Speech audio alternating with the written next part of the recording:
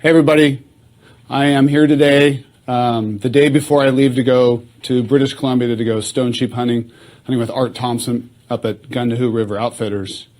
And I thought it'd be helpful to take you guys through what I'm bringing on my trip, what's in my pack, what's my layering system, how I pack my food, what's in my food mix, as far as what I put together for lunches, dinners, my food menu, talk a little bit about calorie count, and then to field questions that may come in that you may have, type them in, and at the end of this, McCade, who's here in the room with me, is going to read off some of those questions that you guys may have specific to some of the gear that I'm bringing and why. I'd like to start today with what's in my pack, and then behind me we're going to go through my layering system you see hung up behind, talk a little about the footwear and other things that I'm bringing on this trip. On this BC hunt, being in August, trying to go as light as possible. The warmer weather that we typically get early in August versus later in August, it allows me to bring a little bit less kit because of the warmer weather, and lets me go into a 6,000 cubic inch pack on this trip. I'm using the Ultra 6000 really to manage weight, and it's about as much pack as I need, especially knowing that our pack has the ability to pull away from the bag and the frame where I can pack meat if we need to. Majority of what's in the pack you'll see is really tent, sleeping bags, and the food. With my gear set up, before I add food, before I add optics to my pack or a rifle that would strap onto it, my pre-food weight and pre-weight with all the other options or the other added product to it is coming in right in the 12-pound range, slightly under, so it's 11 and about 11.8 ounces, or 11 pounds, 8.8 pounds as far as my preloaded pack weight, which is incredibly low from where I started before we started developing the products at KUIU. We'll be able to take that significantly down. And I'll take you through the pack and show you what's in it and what I'm bringing. The top pocket is a great storage for a lot of these accessory dry bags and where I put a lot of my equipment and gear. And on this trip, I need electronics and I need electronic charging capabilities. Going to be running GPS. I use a Garmin watch for me tracking heart rate and also distance travel on this trip to put into the laboratory, UC Davis Human Performance Laboratory testing we did, so we can dump that into what we learned in the lab and give you guys the data and breakdown of how far we traveled, how many calories burned, etc. So it should be pretty good stuff. But because of that, I've got to bring some electronic backup power. So I've got the Goal Zero solar panel, a Goal Zero battery pack, which is what the panel will load up every single day. And if we're set up at camp and we're going to go from our tents, I'll leave that on top of my tent. I can also strap it to the top of my lid so that it can charge when I'm hiking if needed. So these two items will either stay at camp or be strapped to the back of the pack. And then I also bring a small charger that I will load up every day that will go with me on day hunts if we're away from camp, that can recharge my headlamps, recharge my watch and GPS, or sat phone if I need to. So it's a really good setup and system. It's the best I found. And the panel that we carry and the panel I'm using delivers a lot of solar charge. Some of the smaller panels I found just really don't charge batteries all that well. I bring a backup platypus 3-liter bladder. I buy a cap to go with it. This is great to have when you're either at camp, you need to let up extra water, or you have a leak in the hydration bladder. I've had that happen before. You got a backup. So these smaller bags are filled with survival equipment, lighters, fire starter. It has medical first aid. I carry penicillin. I carry a Z-Pack should I get sick on the trip. I've got some really strong antibiotics to help me. I carry first aid kits, some of the other specific stuff that I carry in there to share with you. Super glue. This works for cuts. If you get a severe cut, you can pull that skin of the cut together and glue it shut and then wrap it. That works really well if you can't get stitches, which we can't. A roll of electrical tape, which I use to wrap my barrel to keep debris from getting in my barrel in the hunts. A backup emergency headlamp, backup batteries, etc.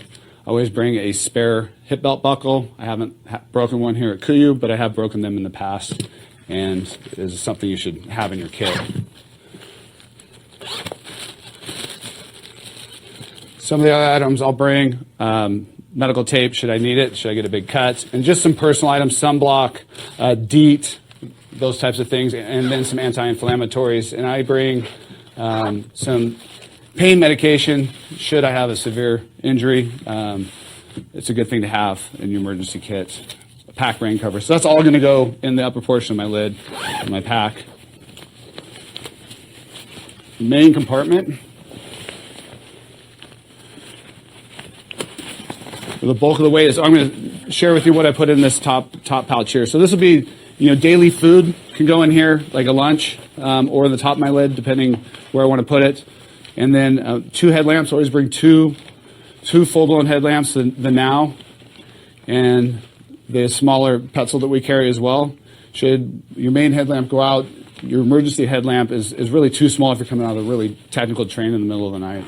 And I like the Now because of how many lumens it has and how far it can shine a light. It saved me in a couple instances at nighttime. You're traveling down through country so you don't get cliffed out.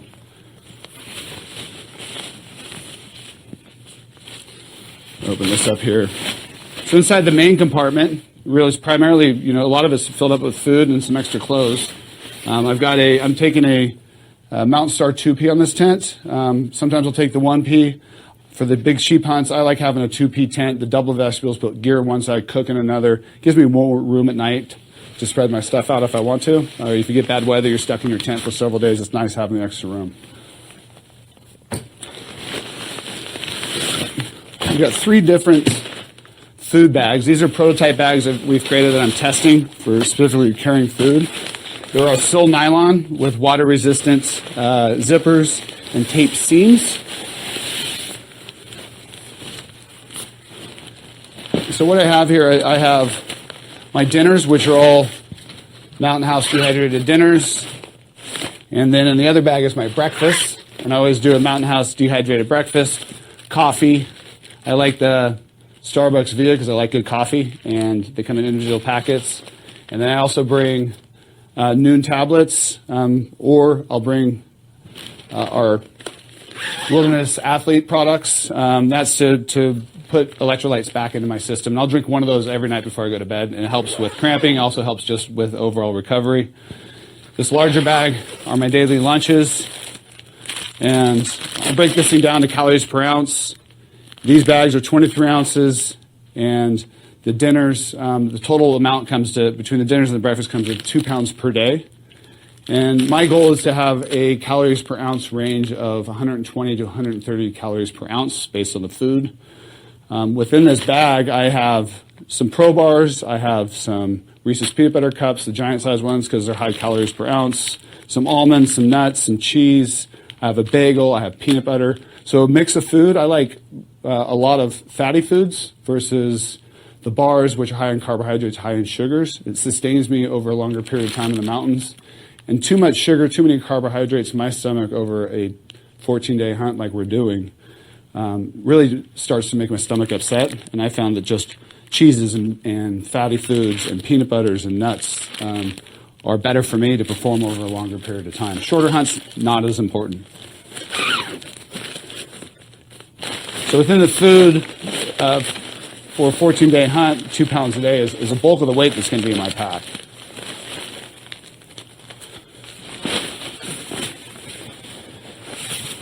And for sleeping, I've got my Neo Air Long, or X-Lite, and then our 30-degree bag. And on this trip, a lot of people ask, is a 30-degree enough for a northern sheep hunt? In the summer, I believe it is, even into the fall. And what I'll do is I'll sleep in my layering system, my Super Down products that's with me. If I need to, I'll put on my mid layers as well. And that really gives you a larger temperature range within your sleeping bag. And you don't have to carry a heavier and bulkier bag like a 15 or a warmer bag than a 30-degree. Pull these off and make room for my layering system that I'm bringing. So before getting that, some of the products I have sitting here on the table, headwear. I'm going to wear our ball cap. I like our Icon cap. A 240 beanie. Our bino harness. And we've got a new product I'm going to be testing, which is an accessory that attaches to the bottom of our upcoming bino harnesses and lets me carry my bullets at the bottom here, and then I'll also carry some extra bullets in my pack. It's just a nice, convenient way to access your bullets. We're going two new gloves called the Attack gloves. These are the Attack fabric on the outside, Batard's leather. It's a real form-fitting glove. There's not a lot of warmth and insulation, which I found to be plenty on a summer sheep hunt. And this is a glove, because there's not a liner to the leather, it's right against my finger. It's a lot of dexterity, and I'll put these gloves on and I never take them off on a sheep hunt unless I'm sitting down to eat or I'm climbing in my bag for the night. And it really protects your hands from slips and falls, and then it's something that is a must on a sheep hunt, is having your hands protected. I bring a merino beanie and a merino neck gaiter, and then I'll be using our belt as well. So on the layering system, base layers on this trip, because of the warmer temperatures we could run into, I'm going to be running our Peloton base layer T, and then our arm warmers. And I'll bring 2 base layer tees, 1 set of arm warmers. This gives me the flexibility in hot weather to pop these off. Arm warmers are great. I think they're underutilized and under talked about. But you got a long sleeve shirt, I'll pull these off and put one in each cargo pocket by pant. And then I got the versatility in the hot days, middle of the day, I can pop these off and have let my arms cool when I'm climbing or it's just the hot weather. For the bottoms, I'm going to run our Peloton boxers and our Peloton 130 zip-off bottoms. And a lot of people ask me, why not merino wool on this trip? For me, I like a faster drying base layer. Merino wool is great because of the anti-odor properties. Our max spec anti-odor treatment to our synthetics is incredibly effective. And I like a faster drying base layer next to my skin versus merino wool. That's all kind of personal preference. Both are great, great choices for sheep hunt. So that covers the t-shirts. Mid layers. So I always bring the Peloton 200 with me. I also bring the new 97 as well. It gives me a wider range. Both of them are in the hoodie version, and I like the hood. You can pull it up and protect your ears, gives you a little bit more concealment, helps with the sun if you're in it, and also just gives you a lot of versatility if you're sitting and glassing. So I'll bring like I said, the 97 and our 200, along with those next to skin base layers. And then a new product for us is the 240 vest, and we use that to block wind. It's going to operate, function like a soft shell jacket, but really just the focus of keeping my core warm. And it's something that's really light and packs up really well and really blocks the wind around my core if I'm sitting and glassing, or I need to climb in something that's not heavy, still breeze, but it gives me a little bit more warmth. And it's not as hot as like the 200 if I have to hike in it.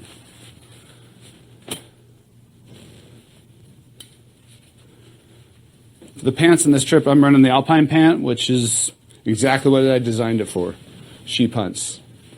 And the reason I like this pant is the fabric weight. It's a little bit lighter and wears cooler than the Attack pant. The pant itself is a little bit lighter. I like the doubled cargo pockets that we set up in these pants because it gives me more storage and organization within the cargo pockets. And the knee pads are great for making stocks. Even just in and around camp, you're on your knees a lot, setting up tents, cooking. It's nice to give yourself, your knees a little bit of protection. And this is the pant I'm going to be bringing on this trip. Let's see. Super Down Ultra. Never going to the mountains without my down. And I'm going to bring the Super Down Ultra hooded jacket. And then what's not on the market yet, but coming soon, is the Ultra Pant as well. And the weight savings on this versus Super Downs is pretty significant in my opinion. And these things compress down to nothing. They are always in my pack, and lifesavers in the mountains. If you have to spend the night out, you can go into some pretty cold conditions, as you know, with our Super Down products. Rain gear on this trip, I'm going to be running our Chugach jacket and pants, primarily because it's a summer hunt. We're going to have, hopefully, more dry weather than wet weather, and I'll be able to be in and out of my rain gear more than on some other hunts like in Alaska or later in the season where you're going to be a lot more rain. I may look at bringing the Yukon, at least the Yukon Pant, if I'm going to spend a lot of time in it. But on this particular trip, I'm really trying to shave weight and count ounces because it's such a long trip and we got to carry so much food. So I'm doing the Chugach jacket and pant for this trip.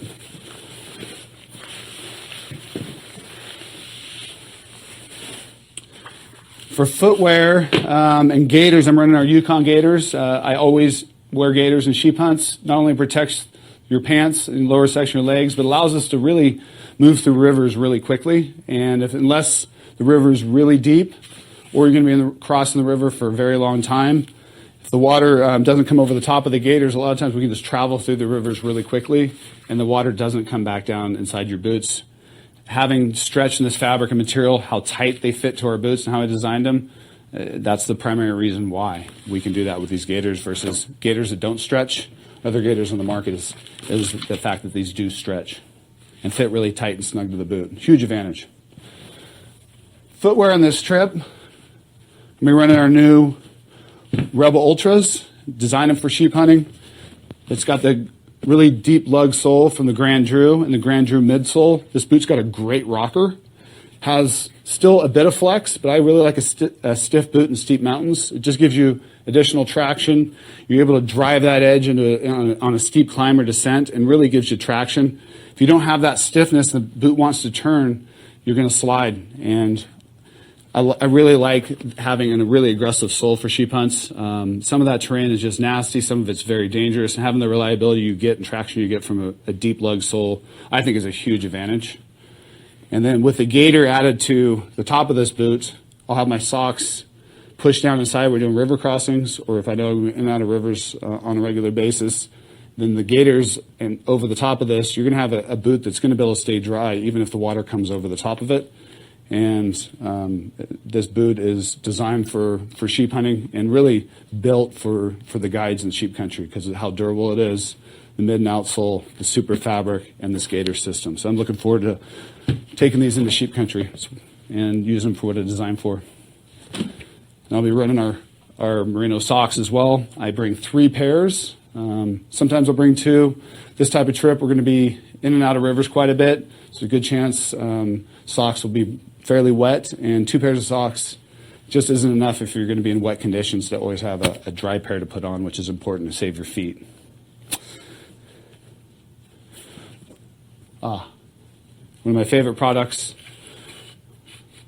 are ice axe, which extends down to become a walking stick. I get a lot of people that go, why an ice axe for me, and why not trekking poles? And I like it to have a free hand versus having 2 trekking poles in my hands at all times. Slip and fall lets me put a hand down or access things with my pack binoculars without having to set a trekking pole down. I also like the angle of my hand and arm position on an ice axe versus a trekking pole where you're holding the trekking pole, in this angle. And if you need to really catch yourself, you're not nearly as strong as if having your hand on top of this ice axe and jamming this in and catching yourself with the palm of your hand down.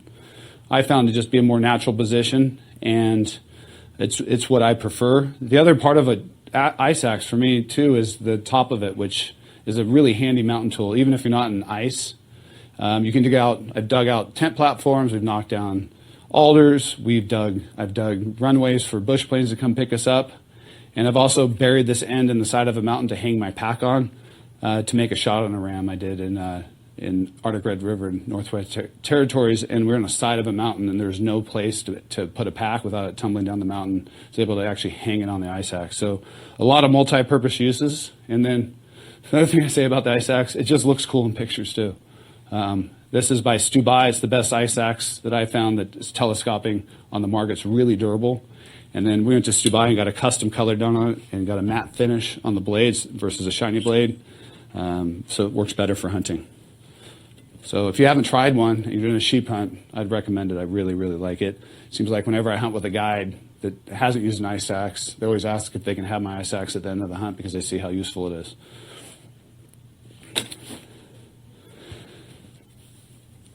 And then the rifle I'm going to be taking on this trip is a new custom Remington project that I just got done doing.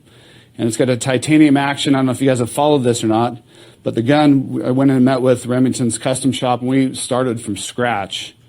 And I work with their team to develop a gun really specific for sheep hunting, the type of hunting I do.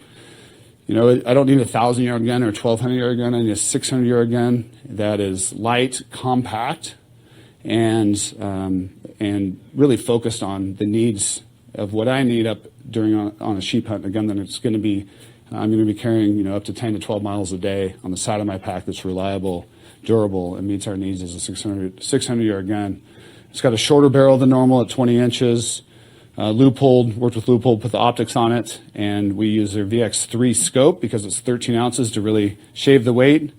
And it goes up to 14 power, 4.5 by 14, which is enough for me on sheep hunts, shooting out to 600 yards.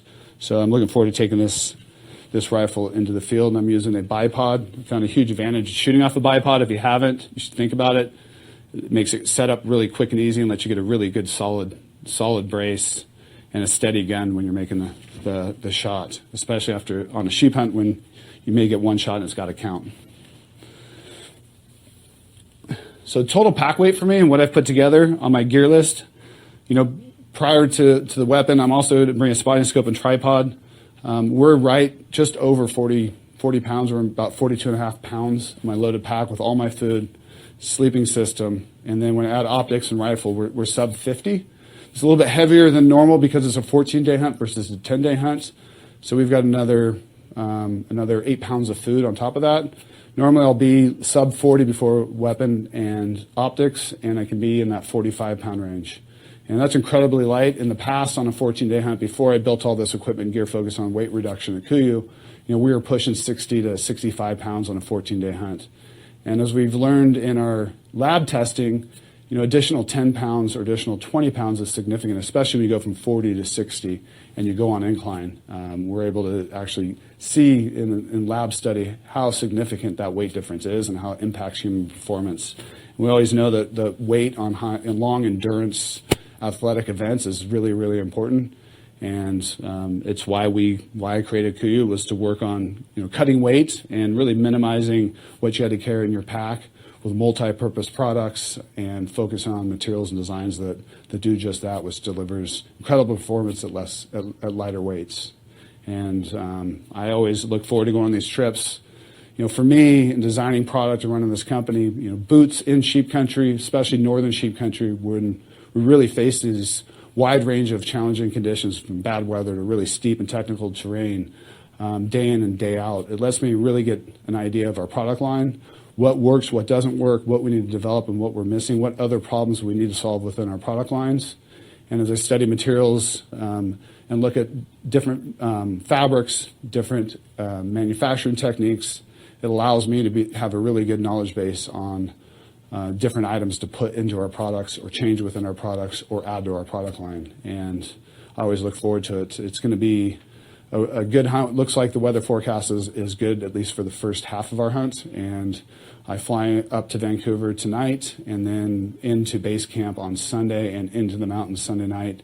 And we'll start hiking on Monday. The season opens on Tuesday on the 1st. And really looking forward to going. So I hope what I share with you today is helpful for you guys. I know it's hard putting a gear list together. We can help you with that. If you call or email customer service, we have specific gear lists. If you want to work with somebody on our team to put one together for a specific hunt, we have specialists. Put you in touch with Brendan Burns, who's a lifelong sheep hunter, sheep guide. He works for us, runs our guide and outfitter program. He'll work with you. Customer service team can work with you and build the perfect kit for your hunts to make sure you have everything you need. And maybe even more importantly, working off a gear list is not bringing more than what you need, and really, you know, minimizing that pack weight, which is important. So that's it for today. Let's move on to some questions, McCade. Awesome. So we had a couple come in. First one's from Wasteland 19. Wasteland 19, all right? Yep. When are we going to see a warm weather leather palmed glove? I really miss the Tiburon. So what I showed you with the attack glove, if I can find it here, it's probably buried in the pile of stuff down here. It's one of the challenges with the Tiburon glove, and I loved it, is just the durability of the outer fabric and the fact that the heavier duty Tiburon fabric's only a two-way stretch. It just didn't perform as we hoped in the glove, between durability and the stretch and how form-fitting we can get it.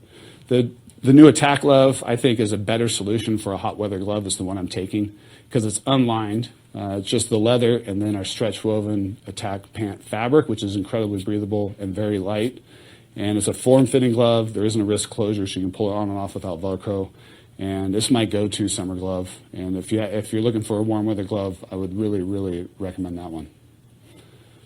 Awesome. What else do you have? Next question from Mike D. What glass are you using? So I'm bringing 10 by 50s, or excuse me, 10 by 40s Swaros with the laser rangefinder on it. And then for optics, I'm bringing a Swaro 65 millimeter scope and a Manfrotto head and Manfrotto tripod, all carbon on the tripod. Awesome. This one came in from Facebook. Chad Mahalik asked, what's one piece of KUIU gear you can't go on a trip without? I'd like to say there's one. If I'm not bringing my optics, so maybe the bino harness, there's no reason for me to go into the field.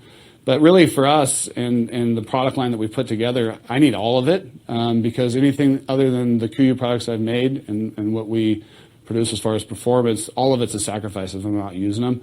Maybe the other product I would recommend that everybody takes in the field is our Super Down products. Not only are they incredibly light and packable and warm, but they truly can save your life. If you have to spend the night out, jump in the jacket and the pant, and it'll get you through some really cold temperatures. So those two products are must-haves for me. But really, the whole product line that we make is such an advantage over everything else out in the market that I got to have all of it. Maybe that's just self-serving because I made it, but all of it's important. Awesome.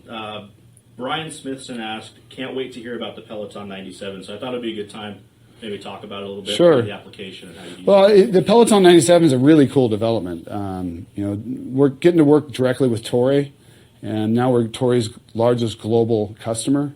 I'm working directly, and Sean and Haley from the development department are able to work directly with the development team and really focus on new innovations, which is our mantra, which is to reduce weight without giving up performance and kind of filling in our product mix with fabrics and technologies that can give us a wider range of uses for our products. And the Peloton 97 is the lightest jersey face fleece ever created. It's only able to become a jersey face fleece that's under 100 grams because of their Prime Flex yarn, because of the quality of the yarn that comes out of Japan, and the quality standards are so high that we can get a fleece fabric that light and still have the durability and performance we need out of it. What I love about the 97 is the range of temperatures that can be in that product. It wears cool in heat. You don't have to take it off. Like the 200 is incredibly warm, but if the temperatures rise at all or I've got to hike in it, it's usually too warm for me, so I got to pop it off. The 97 kind of fits in a range that you can wear it and still climb it because it breathes so well. And even in cooler temperatures, it's surprisingly warm for only being 97 grams.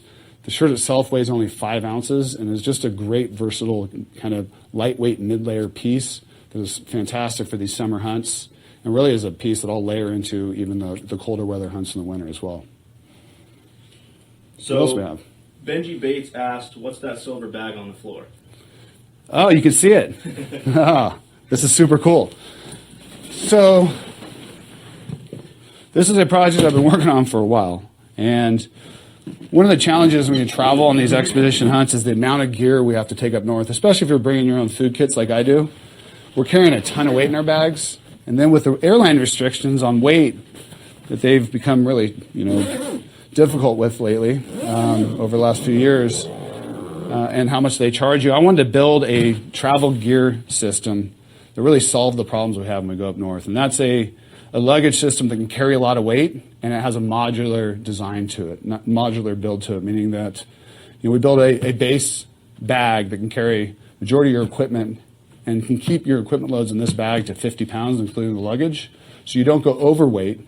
We can stack a gun case on top of it, and then another one of our Teiku bags over the top of the gun case that can handle the weight of a gun and all that equipment for a trip, and roll through the airport. And when you go to check in, you're able to pull the modular system apart. This bag's 50 pounds and the others are less. It can handle the rigors of what we do on these expedition hunts. And it's built off of an aluminum frame trolley system. This is a very first prototype that I'm going to be testing on this trip. And the other issue we have is if I travel with hard luggage or a luggage with a built-in frame is when we get to bush planes or smaller planes to fly into base camp, a lot of times the big heavy luggage or the frame luggage is hard to fit in these planes. And so I wanted to build this as a modular bag system. So we travel to the big airports with the frame, and then it's also removable off the frame, these quick releases. So you can pull the bag off and then leave the frame behind, and then throw the bag, which is fairly soft, into the smaller bush planes, and not have the challenge you have with a heavy or a frame type of suitcase with it built in. And this is the first size of this bag. We'll have other bags that go on the frame and dolly system. And what's amazing to me is how wide it is, because it's aluminum. The bag is made out of a heavy-duty PU-coated fabric, similar to Teiku, but heavier. It's a 840 denier or 860 denier double ripstop fabric, heavily coated. It's not waterproof, but it's heavily water resistant. It has a storage pocket up on top, and within the lid we have some storage as well. Like I said, this is a prototype, but it's a really good prototype. And one of my favorite things about it, it's got camo on the inside.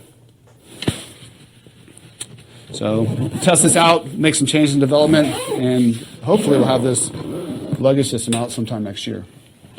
But I love developing these types of products that solve the problems specific to what we face up north, that other aspects of our gear kit, luggage, and apparel that aren't getting solved by other companies. Awesome. So I think we have time for one more. Okay. There were a couple questions that came in recently about food kits. Yep. Maybe they're just tuning in. Okay. Would you mind breaking that down? Yeah. So kind of what I estimate at is about 2 pounds of food a day. When I'm looking at my the mix of food that I'm going to bring, I'm doing dehydrated dinners from Mountain House and breakfast, and I've got 23 ounces to put towards the food that's going with me during the day. And so I'm looking at foods in a calorie range on average that are between 120 calories per ounce to 130 calories per ounce. If you look at what's out there as far as the most calories per ounce, almonds are the highest, nuts are very high in that 170, 180 calories per ounce range. Some of the other products, the bars, are going to be in the 120 to 130. So I really look at calories per ounce, break it down in a spreadsheet, and try to hit an average in that 120, 130, 2 pounds of food a day. If you hit that range, it's going to be between 36 and 4,000 calories a day, depending on the calories per ounce average you get within your food mix. And I like a lot of just regular foods, nuts, bagels, cheeses, not just bringing a bunch of power bars or Cliff bars to get me through a day. You can work on shorter hunts. When you're going on 14-day hunts, you need real food. You need regular food. You need high-fat content foods, not just high sugars and high carbohydrates. It'll turn your stomach, and I get a stomach that just doesn't feel good, and I don't feel good, and it's hard to perform in the mountains when you're not feeling great.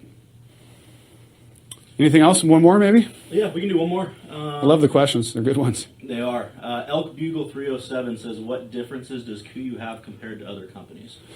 So it's a good question. We get that a lot. I was working the mobile showroom up in Boise, and that question came in a lot. What makes you guys different? Really, you got to look at the business itself. That's significantly different than everybody else, and how I built this business. Having built KUIU Sitka selling into the retail models, the restrictions that created for me as far as products and design and the fabrics and materials I can make. The business model, first and foremost, is our biggest competitive advantage versus others out there in the market. What that business model, why I created it, was to work with the fabrics and materials that I couldn't work with in the traditional model. And that is companies like Toray, which, their fabrics out of Japan are significantly better as far as performance, quality, and weight because of their patents on their yarn. We can stretch and recover without elastic, which is significant, and allows us to develop molded carbon fiber pack frames, which reduces weight in packs. And overall, as I talk to people, our materials are the biggest difference between us and the competitors. And then, being a lifelong mountain hunter, spending time in sheep country every single year, doing a lot of hunting myself, and being, involved with every single product that we make, gives me a really good advantage when we put these product lines together. The small little nuances that make a great product, whether it's fit, whether it's fabrics, whether it's material or design. And we live it and breathe it. We're always tweaking our products. We're always looking for how to make them better. And that's all done because of the time that I get to spend and the design team gets to spend in the mountains, and trying to always work towards perfection, always trying to work towards reducing weight and increasing performance. You can't do that. You can't make these products and sell it to a retailer. They're just too expensive. If you take our product line and you look at the pricing, if you double it, That's what it would cost to buy it at a retailer if we went to retail. Our customers get to buy it at wholesale, so they get a great product at a great value that performs better than everybody else's. What else? Awesome. It might be a great closer. I think so. So finish on that one. all of you that tune in, thank you. It's always flattering the type of response we get from our customer base. Our customers have allowed this brand to grow well beyond anything I ever imagined, become the global leader in what we do. And I just can't thank you guys enough. I'm humbled, I'm honored, and I hope what I share with you today is helpful for you. Again, if you have questions, you need more help, have specific needs for a particular hunt, you want a gear list put together, we'll do that for you. Just give us a chance. So I look forward to sharing the pictures, sharing the story of the hunt coming up, and I live for this. I can't wait.